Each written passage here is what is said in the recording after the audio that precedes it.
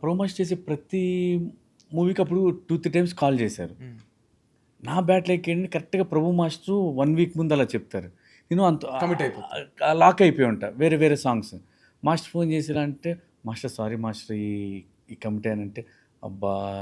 అని వేరే వేరే వాళ్ళకి ఇచ్చేవాళ్ళు. అలా 2-3 టైమ్స్ చేసి ఆ తర్వాత మన దగ్గరే ఇప్పుడు నువ్వు లేవుగా శేఖర్ నీ దగ్గర ఉన్నారు కదా! మన దగ్గర 2-3 మాస్టర్ల పేరు చెప్తే బాగా చేస్తారన్నారు.